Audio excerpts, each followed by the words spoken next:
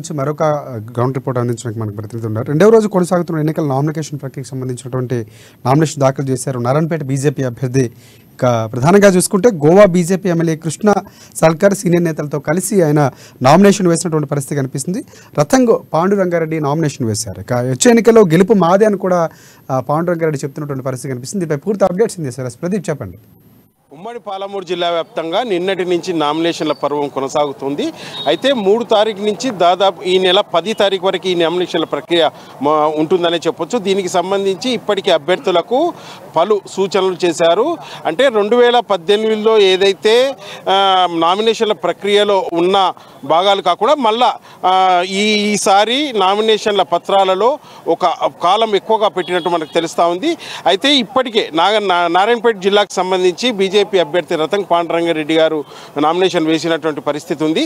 అయితే వారు మనతో ఉన్నారు. వారిని అడిగి మరిన్ని విషయాలు తెలుసుకుందాం. సార్ చెప్పండి, ఈసారి నామినేషన్ల ప్రక్రియలో ఎటువంటి తేడాలు అంటే 2018కి ఇప్పటికీ ఆ పత్రాల్లో ఏ కాలము ఎక్కువగా ఉంది, ఏ కాలం తక్కువ ఉంది, అప్పటికిప్పటి డిఫరెన్స్ ఏంటి?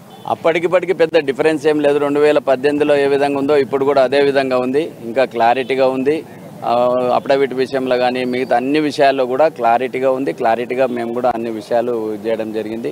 ఎలాంటి ఇబ్బందులు లేవు. అధికారులు అందరూ కూడా సహకరిస్తున్నారు. ఏదన్నా తెలియకపోతే అడిగితే వాళ్ళు తెలుసుకొని కూడా వాళ్ళకి తెలియని విషయాలు ఉంటే కూడా తెలుసుకొని కూడా క్లారిటీ చేస్తామన్నారు. దీని విషయంలో ఎలాంటి ఇబ్బందులు ఏం లేవు. అయితే మనం చూస్తున్నాం బీఆర్ఎస్ మంత్రులపైన ఎమ్మెల్యేలపైన అఫిడవిట్లో తప్పుడు సమాచారం ఇచ్చారు అంటూ, అంటే ఆ కంప్లైంట్స్ వస్తున్నాయి. ఈసారి అటువంటివి ఏమైనా ఇక్కడ అయ్యే ఛాన్స్ ఉన్నాయా? ఇప్పుడు వాటిని పరిశీలించాలి. గతంలో వాళ్ళు ఎలాంటి అఫిడవిట్ ఇచ్చిండ్రు, ఇప్పుడు ఎలాంటి అఫిడవిట్ ఇస్తున్నారు. ఈ 5 సంవత్సరాల అధికారంలో వాళ్ళంతా కూడా చాలా నియోజకవర్గాల్లో చాలామంది ఎమ్మెల్యేలు ఎంపీలు ఆ రోజు ఉన్న ఆస్తి ఈరోజు 100 కోట్లలో పెరగడం జరిగింది. 200 రేట్లు 300 రేట్లు పెరగడం జరిగింది. తప్పుడు అఫిడవిట్ ఇచ్చినటువంటివి కూడా చాలా ఉన్నాయి. చాలా కేసులు ఉన్నాయి. అధికార దుర్వినియోగం చేసి వాళ్ళని కాపాడుకుంటుంది ఈ బీఆర్ఎస్ పార్టీ. కానీ అటువంటిది తప్పు. ప్రజాస్వామ్యంలో తప్పు చేసిన వాళ్ళని తప్పు అని చెప్పాలి.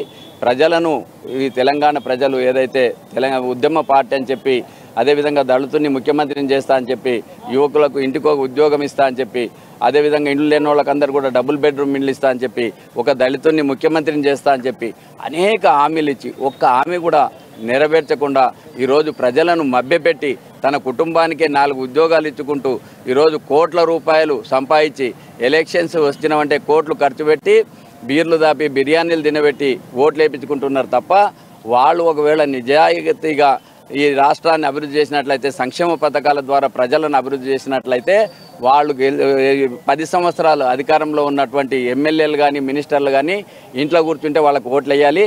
కానీ ఓటమి భయంతో అందరికంటే ముందే క్యాండిడేట్లని అనౌన్స్ చేసుకొని ఈరోజు ప్రజలకు పోయి మభ్యపెట్టేటటువంటి పరిస్థితి, అదేవిధంగా బెదిరించేటటువంటి పరిస్థితి, చిన్న చితక వ్యాపారాలు చేసుకునేటటువంటి వాళ్ళని మీరు కండువ మార్చుకోండి, లేకపోతే మీ అంతు చూస్తాం, మీరు ఎట్లా నడుపుతారో చూస్తాం, మీ వ్యాపారాలు ఎట్లా చేస్తారో చూస్తారని చెప్పి ఈ విధంగా ప్రజలను భయభ్రాంతులు చేస్తున్నారు.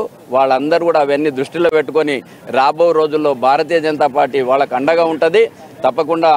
కాబట్టి వాళ్ళందరూ కూడా ఉచిత విద్య, ఉచిత వైద్యం, అదేవిధంగా మా యొక్క సంక్షేమ పథకాలు ఏవైతే ఈరోజు ఈ రాష్ట్రంలో రైతు బంధు కానీ పెన్షన్స్ కానీ ఇస్తున్నదో ఇంటికి 1 మాత్రమే ఇస్తుంది. గత అనేక సంవత్సరాల నుంచి అర్హులైనటువంటి వాళ్లకు పెన్షన్స్ ఇవ్వడం లేదు, రేషన్ కార్డ్స్ ఇవ్వడం లేదు.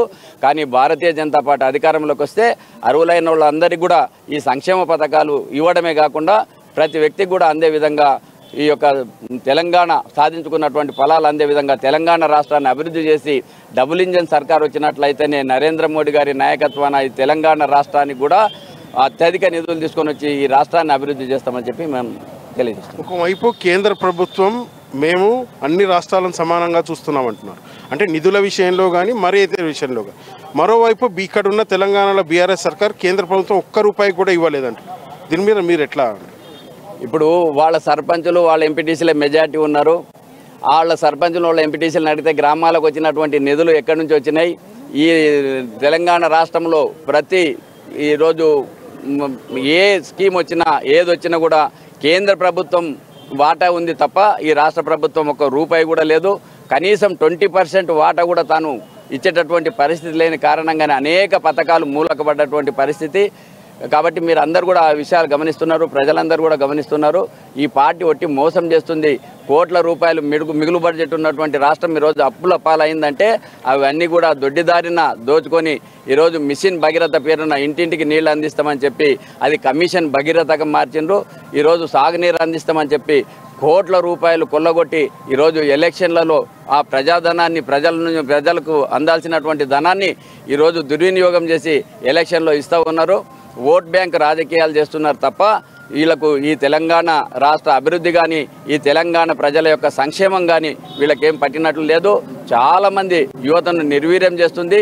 బ్రాండ్ షాపులు, విస్కీ షాపులు అయితే విపరీతంగా వాళ్ళకు లైసెన్సులు ఇవ్వడమే కాకుండా విచ్చలవిడిగా అమ్ముకునేటటువంటి పర్మిషన్ ఇచ్చి ఈరోజు ఆ ఆదాయం ద్వారా కోట్లు సంపాదించుకునేటటువంటి పార్టీ పని ప్రభుత్వం చేస్తూ ఉంది.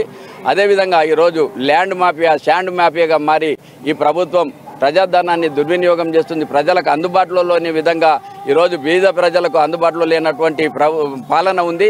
కాబట్టి భారతీయ జనతా పార్టీ వచ్చినట్లయితే ప్రజలందరినీ కూడా దృష్టిలో పెట్టుకొని వాళ్ళ సంక్షేమం కోసం, ఈ సమస్యల పరిష్కారం కోసం నిస్వార్థంగా ఒక సేవకునిగా, ఒక ఈ నియోజకవర్గ నాయకునిగా వాళ్ళందరికీ కూడా అందుబాటులో ఉండి ఒక తమ్మునిగా, ఒక అన్నగా నేను అండగా ఉంటామని చెప్పి తెలియజేస్తున్నాను. నారాయణపేట నియోజకవర్గంలో బీజేపీ ప్రభుత్వం, కేంద్ర ప్రభుత్వం చేసిన సంక్షేమ ఫలాలు గెలిపించబోతున్నాయంటూ కాంగ్రెస్, బీఆర్ఎస్ పార్టీలను ప్రజలు విశ్వసించడం లేదంటూ నారాయణపేట నియోజకవర్గంలో ఏదైతే అభివృద్ధిలో వెనకబడి ఉందంటూ కర్ణాటక ప్రభావం నారాయణపేట జిల్లాలో కొనసాగదంటూ తెలంగాణలో రాబోయేది బీజేపీ సర్కార్ అంటున్నారు. ఇది రతన్